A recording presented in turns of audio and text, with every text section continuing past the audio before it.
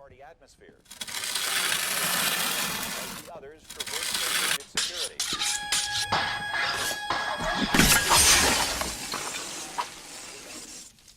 Well, Brandon from the YouTube channel, look at my stint. Paid me $10 for a whole week of fun of 7 days of worth of videos.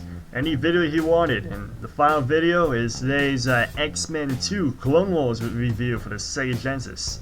So yeah, that's fantastic. So this is a sequel to, of course, the Sega Genesis original game titled X-Men, plainly X-Men, that's it.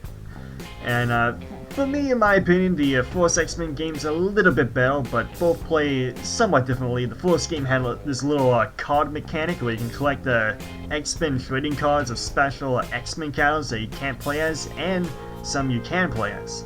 And it helped you like switch out X-Men characters within your own game. So while you're fighting off these enemies and platforming, if you're low on health, you can switch from Wolverine to, say, Gambit. And of course, you only play as 4 characters in the first game, so you only have Cyclops, Gambit, Nightcrawler, and Wolverine. So you can only play as those 4 characters. You can swap as any of those characters at any point in time while playing in single player mode in the first game.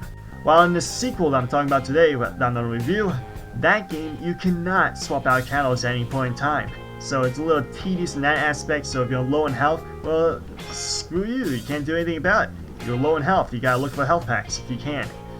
And there's something a little bizarre about the second game, because in the first game it doesn't have this, but in the second game it does have this, and it's kind of understandable why they put in this game, and why a lot of developers for the Genesis and say NES, SNES, a lot of those old 2D games for the 90s and below, all those games have like difficulty spikes. So then if you're renting it from, say, a Blockbuster or something like that, well then it'll entice you to keep renting the game and keep going back and playing it, because there's a difficulty spike that doesn't entice you to keep playing the game.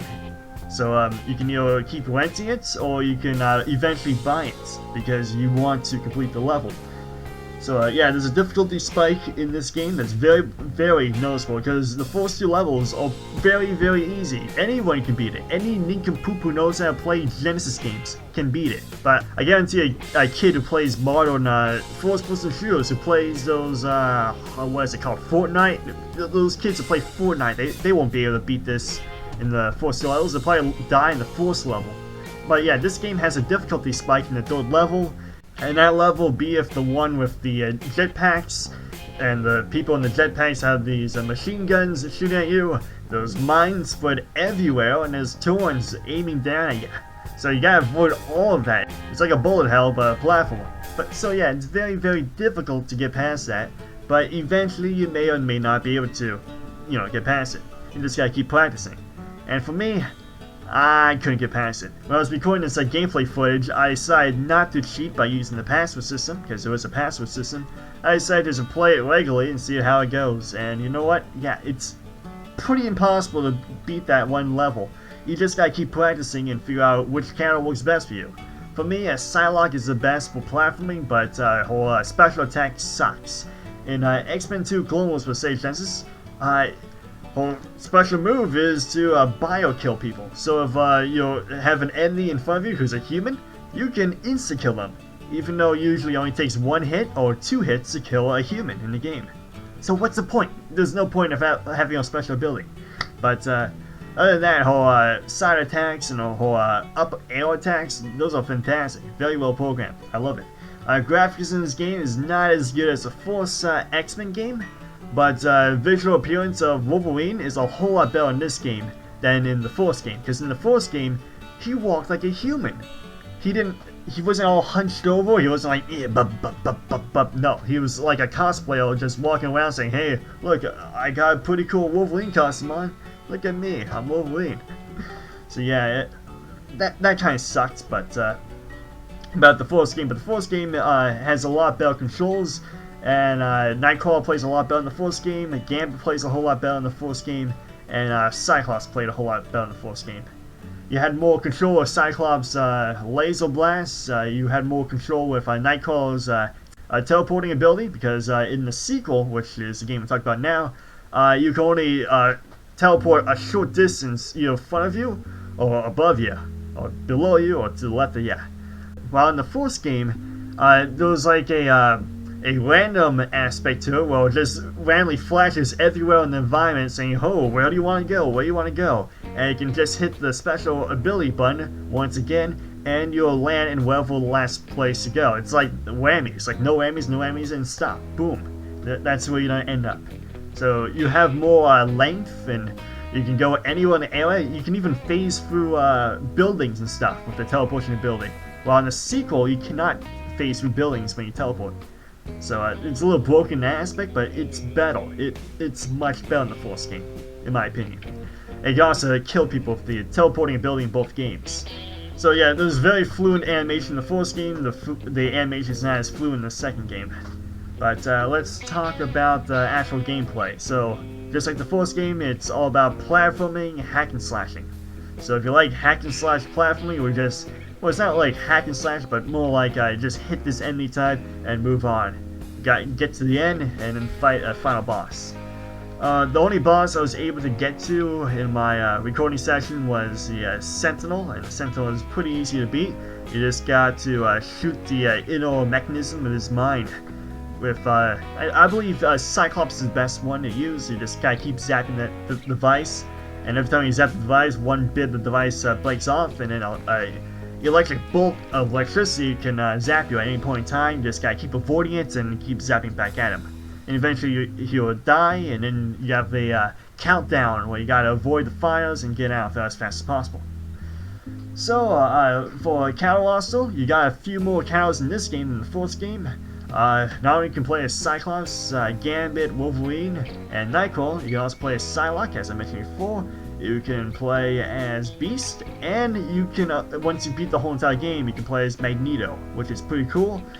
Brandon told me that Magneto is his favorite character to play as this like counter-wise, and the way he controls with his abilities. And yeah, I have never played as Magneto before, so I don't know. And in my opinion, Beast is the worst character to play as. I barely use him in the game because his attacks are mostly ground-based. Well, he can slam the ground with his fists, and he can punch enemies pretty fast. But he's not very good with air combat, so if you want the best air combat people, it'll be like Gambit, Cyclops, and Psylocke. Because Psylocke has like a spin attack with swords when she jumps up in the air. And well, so music-wise, I believe the second game has better music than the first game. It's not memorable, but it's pretty good. Like in the first game, it's all like, and it sounds like someone's like blasting in your ears, and it's all static and stuff. While in the second game, it's a little less staticky and it sounds better and it sounds more retro and cool. I like it, but it's not memorable. I can't remember it. But the first game, it is memorable in the music, but it's memorably bad. Like, I know it because I don't like it.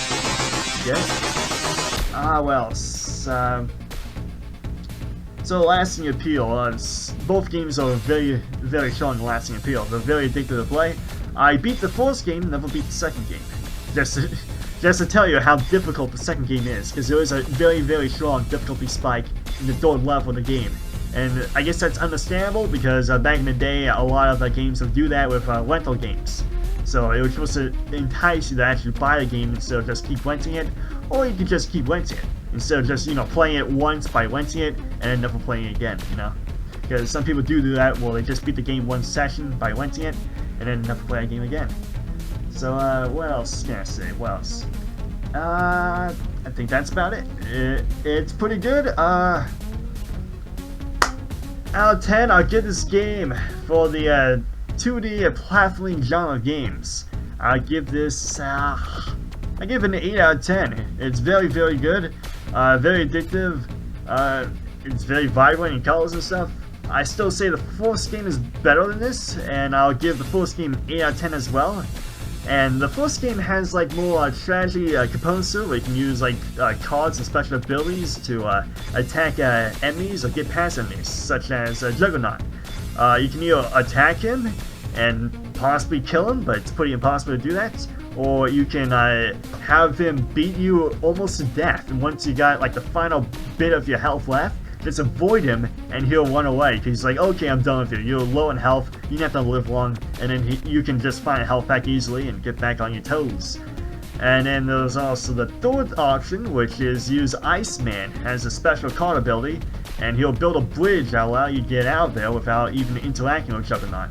So yeah, there's like 3 different ways you can do that. Strategy. Well, in this game, the second game, there is no strategy. Just hack and slash and platform. That's it. But both games are fantastic. Both games are equal in quality. So just pick one. There's flaws in the first game. There's flaws in the second game. But for me, the first game is beatable, while the second game is pretty difficult to beat. So if you're not good with Genesis games, if you're not a retro kind of guy, then yeah, the sequel is not your cup of tea. But if you're a fan of X-Men still, the first game is better. The first game you can easily play and pick up. But yeah. So that's it in this video. I made it quick and I improv the whole entire script. So yeah. Thank you for watching this video, and I hope you enjoyed this whole entire week of fun, Brandon. And maybe someday in the future you might consider doing this again, if you want to. Or you can pay me like $5 and I'll do like a profile image for you, or a custom thumbnail. So yeah, let me know in the comments below. If you want me to do any more reviews like this, where I just improv the script, because this is pretty easy to do. Just improv the script and make it as quick as possible. Or I can just, you know, write a script and make it funny and be more detailed and depth with the game. Oh yeah, I forgot one last thing before I end this. Story-wise, I do not pay attention to the story of any Genesis game. Not a single Genesis game have I ever paid attention to the story, except for maybe Earthworm Jim. Earthworm Jim, I actually pay attention to the story, but with every other Genesis game, I just skip the cutscenes and stuff and move on with my life. Because for me, a game is all about gameplay. If the gameplay is not good, why play the game? Like people keep telling me, the story is important now. I love Uncharted. I love Last of Us. Last of Us sucks, okay? Take away the story and the game sucks. There's nothing to the game. And for me, with Bioshock 2, I love Bioshock as a story and a concept. But gameplay-wise, it sucks. It's a very boring, bland shooter. But it's very, the story is very in-depth, okay? It's very detailed, and the horror aspects of the environment keeps me enticed with the game, but the gameplay sucks. It's the story of the game that keeps me going playing that game, but yeah. Just saying that gameplay is important with any game, because that's why you bought the game. Like you buy a movie and you go see a movie in theaters because you like the story. You don't like the game because there is no game. The movie. It's a movie. You watch it. You sit there and watch it. You don't listen to music because you like you like the outfit of the person who's performing the song. You can't see him or her wearing the outfit, or you can't see him being, you know, acting like a person. All you do is hear him or her sing a song. You know. I don't know, that's how I see it. So let me know in the comments below if you want me to do more reviews like this sometime in the future, or if you want, I'll just go back to doing script reviews. But I made this quick and to the point because, yeah, I don't know if anyone would want me to review, you know, X-Men 2 Clone Wars for Sega Genesis. I guarantee this is probably going to get like 7 views, maybe 8 views on YouTube. So yeah, I don't know if this is going to be any popular. So yeah, goodbye. See you later. Hope you enjoyed the video. Congratulations, you won! Oh, jolly well done. Good show. We do hope you've enjoyed the game. Goodbye.